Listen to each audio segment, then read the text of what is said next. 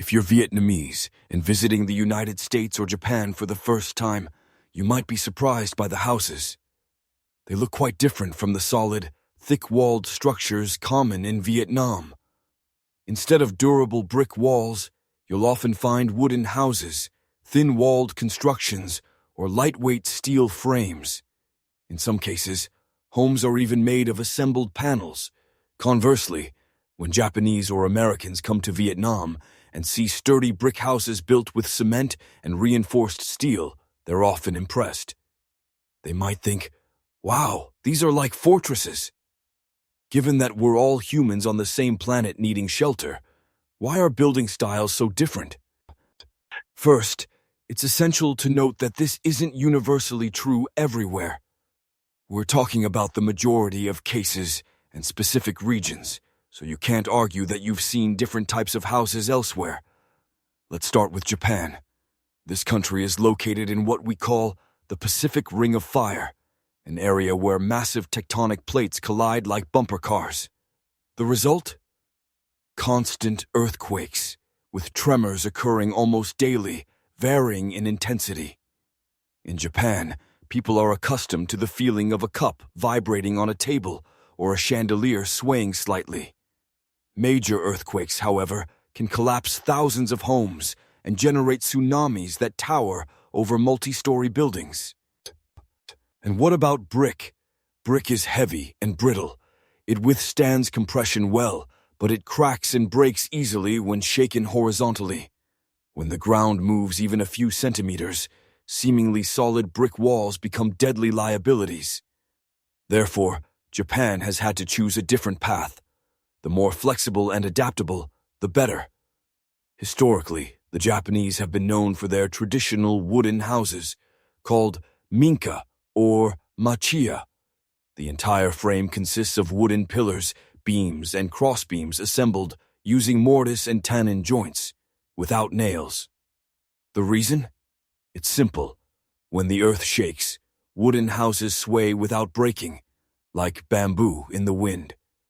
It may seem fragile, but it's surprisingly effective. Japanese wooden houses are designed to coexist with earthquakes, bending with the tremors rather than resisting them. In modern times, the Japanese have replaced wood with lightweight steel and fiber-reinforced concrete, but the principle remains the same. Make the house very flexible. They have even developed vibration isolation systems, placing houses on massive shock-absorbing pads. Building solid foundations and erecting brick or reinforced concrete structures, as in Vietnam, isn't a common approach. Now, let's move on to the United States. If you've seen American movies, you may notice that walls aren't always brick, but often made of wood. From the 18th century onwards, the United States had vast expanses of forest, especially in the North and Midwest. Wood was cheap, readily available, and easy to process.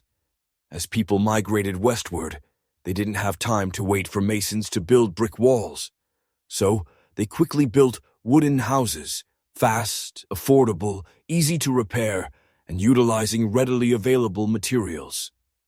This led to the development of a distinct architectural style throughout the United States, the wood frame house. Even today, many homes in the U.S. are built this way. But these aren't rickety wooden structures. Inside, there are layers of insulation, fire-resistant panels, load-bearing frames, and meticulously installed concealed electrical and plumbing systems. Every house is insured and undergoes rigorous safety inspections. Importantly, the United States also experiences numerous hurricanes, tornadoes, wildfires, and earthquakes. If a house is damaged, it's relatively easy to dismantle and rebuild. Using brick, as in Vietnam, would be expensive, heavy, and difficult to repair. In essence, you'd have to start from scratch. When a natural disaster strikes, brick walls collapse immediately, while wood is lighter, easier to replace, and reduces the extent of damage. In California, an earthquake-prone region, lightweight frames are often used. In Florida, where hurricanes are common, Fiber-reinforced concrete and composite materials are preferred. Few people build houses with ordinary bricks like we do in Vietnam. The beauty of the American approach is that they see a house as a place to live, not as a lifelong asset. Yet, strangely enough, they build houses that are sometimes more durable than those in Vietnam. In reality, after a few decades, they are willing to demolish or sell the land to build something new. The Vietnamese, on the other hand, build houses for generations, for their children, grandchildren, great-grandchildren, and beyond, so they must be sturdy, heavy, and permanent. Another factor is Vietnam's climate, which is different. It's tropical and humid, with plenty of rain, no earthquakes, no blizzards, and fewer tornadoes than in the United States.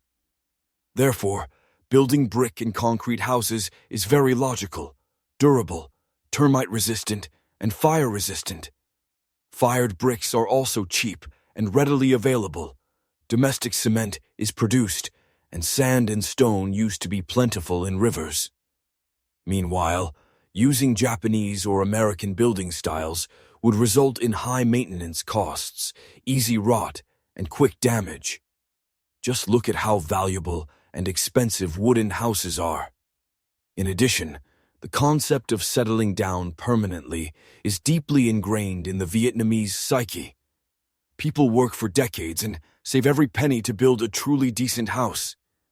Many even build large houses without worrying too much about the interior decor or quality. For the Vietnamese, a house is not just a place to live.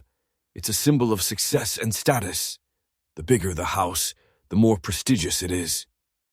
That's why the Vietnamese always want solid houses with thick walls, sturdy roofs, and massive pillars. A habit rooted in history, from ancient brick houses in northern Vietnam to French villas in Hanoi and concrete houses in Saigon, all reflecting a desire for permanence. In contrast, in the US or Japan, they view a house like a piece of clothing. If it's too tight, replace it. If it's torn, get a new one. Land is still available. If you look at a world map, you'll notice that regions prone to earthquakes, cold weather, or storms often have light and flexible houses, such as Japan, the United States, and Canada. Regions with tropical climates and fewer natural disasters tend to have heavy and solid houses. Desert regions with hot and dry climates feature thick, heat-retaining adobe houses. In other words, nature is the greatest architect, not just what people like and build. Now let's switch roles for a moment. Suppose one morning, the Vietnamese suddenly decided to abandon their habit of building solid brick and concrete houses and switch to the American or Japanese style, using wooden frames, lightweight steel frames, and thin walls like a jacket. It might sound modern, luxurious, faster, and cheaper, but when that house is placed in Vietnam's climate, you'll quickly realize that this architecture cannot be copied and pasted from one country to another. Each place has its own natural conditions and soil, and just a slight miscalculation can turn the entire house into a disaster. First, consider humidity, which is always at the top of the list of enemies of lightweight materials. Vietnam, especially the north, experiences months of high humidity. The humid weather feels like living in a box filled with water vapor. A piece of wood placed in a room can become moldy after a few weeks, let alone the frames of a house. Such frames, commonly used in the US, would swell, blister, and peel immediately when encountering humid weather.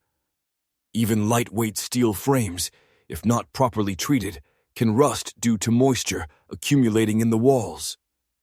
An American-style house in Vietnam might look beautiful for the first few days, but just one rainy season or humid spell will reveal the problems.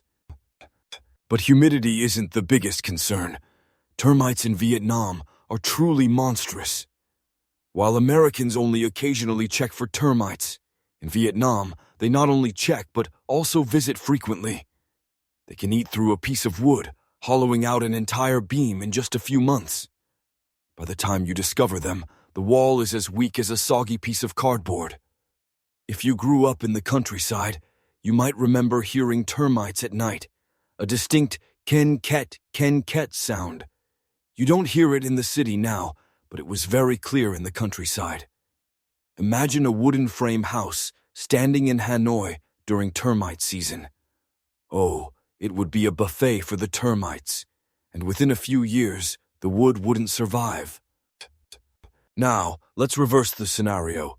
What would happen if the Japanese or Americans brought the Vietnamese style of building, thick brick walls and reinforced concrete, to their own countries? The results could be even more serious. Japan experiences thousands of earthquakes each year, many of them strong enough to feel like being inside an industrial washing machine. Brick and concrete houses are extremely dangerous during these tremors because they are rigid and brittle. When the ground shakes, the force exerted on such a wall is many times greater than on a lightweight material. With just a slight tremor, the walls crack, the pillars twist, the heavy roof collapses, and the entire neighborhood turns into a pile of rubble. We saw similar scenes during the earthquake in Turkey in 2023. Most of the concrete buildings constructed in a solid style collapsed like dominoes. That's why Japan almost never uses heavy brick walls. They choose lightweight, highly elastic materials using steel or wooden frames placed on vibration damping systems. Their goal isn't to stand still, but to sway with the Earth's rhythm. In an earthquake, flexibility is what survives. Rigidity breaks. The same goes for houses in the U.S., especially in California. Heavy brick houses are prone to cracking, even with mild tremors. That's why Americans prefer lightweight materials, not because they are less solid, but because they want to adapt to their natural disasters.